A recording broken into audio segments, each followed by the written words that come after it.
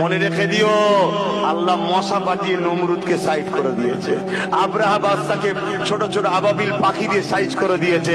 ইতিহাস শুনে রাখো, পৃথিবীর বড় শয়তান ফেরাউন মিশরে দাঁত কেলিয়ে এখনো পড়ে আছে, নীল নদে চুবিয়ে চুবিয়ে আল্লাহ মেরেছে। মনে রেখে দিও, ওই যে বুশ বলেছিল আমেরিকা থেকে ইসলামকে মুছে দেবো, বুশের কন্যাকে আল্লাহ কোরআনের হাফেজা বানিয়েছে, কোরআন বুশের ঘরেই আল্লাহ ঢুকিয়ে দিয়েছে। জোরে বলুন সুবহানাল্লাহ। মনে রেখে দিও, চিঙ্গিস খান কম মারা মারেনে, 1 কোটির ওপরে মুসলমানকে মেরেছে, 1 লক্ষর ওপরে উলামাকে মেরেছে।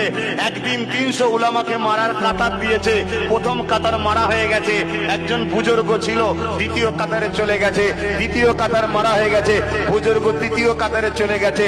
চিঙ্গিস খান বলছে, হে মুসলমান উলামা, তুমি এবার যাবে কোথায়? তখন এই মুসলমান বয়স্ক উলামাটা বলছে, আল্লাহ আছে।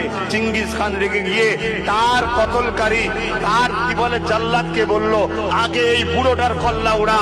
যখনই বলেছে কথা শেষ, ঘোড়া লাফাতে শুরু করেছে।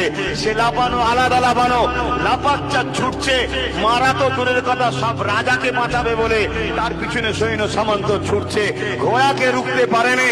একটা সময় চিঙ্গিস খানের পা ওই ঘোড়ার লাগাম থেকে ফসকে গিয়ে, পা যেখানে রাখে ফসকে গিয়ে আর একটা পা জড়ালো, একটা পা ফসকালো, উল্টো দিকে পড়লো, পাথরে মাথা লাগে, বালিতে লাগে, হাজার কাছে লাগে, টুকরো টুকরো হতে হতে হতে হতে যতক্ষণ না শয়তান আপদ মরেছে, ততক্ষণ ওই ঘোড়া থামেনে। বলুন সুবহানাল্লাহ, আরো জোরে বলুন।